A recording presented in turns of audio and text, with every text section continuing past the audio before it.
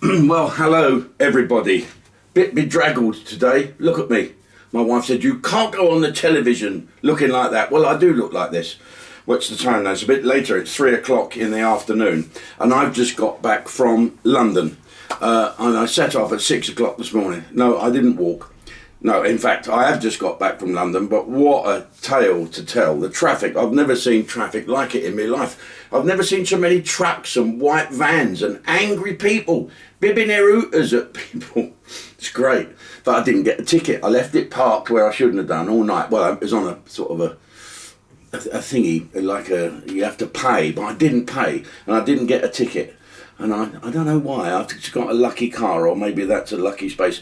Anyway, the Care After Combat Ball was last night, which was, I didn't have anything to do with it this year, apart from buying some tables and some advertising space for Ustream. So I had 3 tables there last night. Some of the family turned up. Bobby Davro, Sticky Vicky, Miles Crawford was presenting it. And for once it wasn't at a hotel. And I thought, this is a bit odd. Where is it? It's 1 St George or George Street in London. That's down by the Houses of Parliament there. And so we got in a taxi, me and a couple of pals and the missus, and couldn't find it, of course.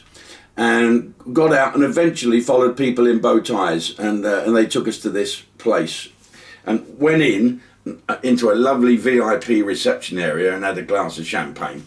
Marvellous. And then upstairs to the biggest room you've ever seen. Well, not a huge big room, a big tall room with pillars, beautiful architecture, painted on the ceilings. It's all Michelangelo.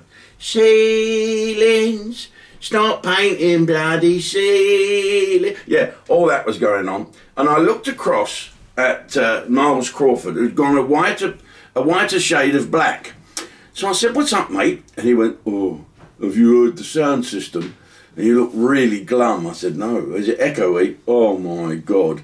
So anyway, we sat down and the evening kicked off with Miles Crawford doing his little voiceover bit. And you couldn't understand the word. I thought, well, that's him, surely. And then the Adrian got up, who's the chief executive.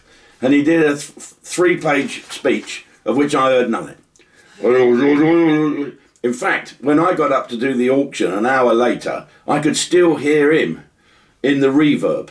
And so the auction was a bit of a mess because no one could hear anything, so no one could make any bids. You buy things you don't want, don't you, at an auction?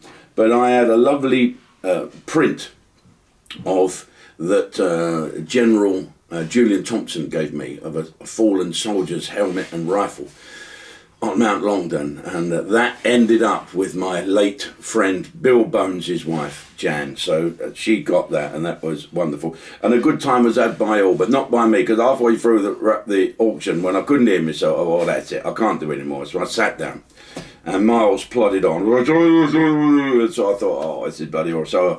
So I buggered off and woke up this morning very early to get down to the boat, another 3-act play I'll tell you about, and you think, what's wrong? What haven't I got? So, car keys. Where the fuck did I leave my car keys? So I looked everywhere in the bedroom, everywhere. And then in the case, in the jackets. And then you put the jacket down, and then you search it again, don't you? Please God, let them be there.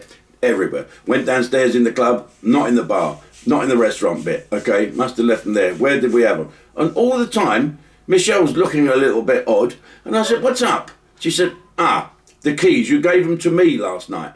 I said, well, what do you do with them? She's like, well, they wouldn't go in my bag, so I only had a little bag. It's a bag that's not a bag.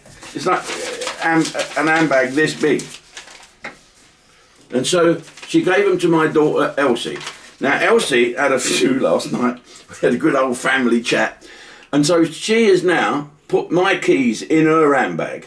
And her handbag went with Elsie and her chauffeur last night down to Guildford, okay? So now Michelle has a brainwave and says, I think Elsie's got them in her bag. So she phones Elsie, and Elsie says, oh my God, they were in my bag, but I've lost my bag.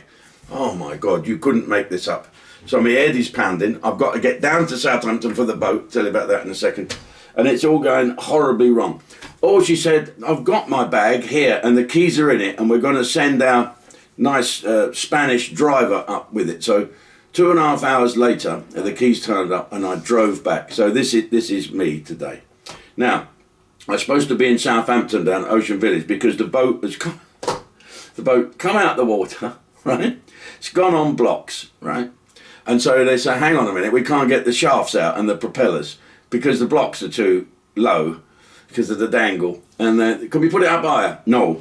So what did you do there? So the lift thing comes back, the big thing, lifts the boat up and takes it back to the launch area where it's put on blocks. And then they take the shafts out and then they take it off the blocks and put it back on in the car park on the other blocks. So now they're fitting all these things and they're a real good pair of blokes. And we're against the clock because we've got a launch date. Tim, who runs the diary there, he's a bit scary. And you can launch then and that's it, we're very busy. And so we're against the clock. So now, she was lifting out the water yesterday at 2:30, and the blokes went down to start work on it, and they packed up at 4 o'clock for some reason, 4:30. They didn't work right through till midnight. And so now the boat was supposed to launch this morning, but it didn't.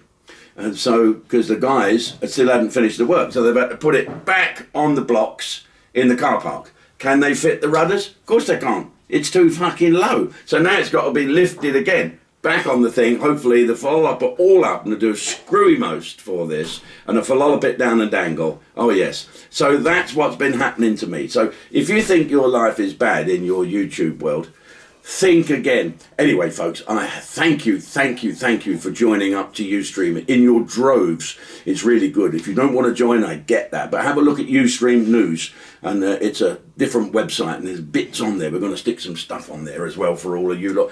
And you can press subscribe. Let's show that you love me. And I need a bit of TLC today. Boat's up in the air. I don't know where my head has gone, but I've got my car keys. Okay, let's speak to the Ustream members. I'll see you later, you YouTubers, you crazy kids.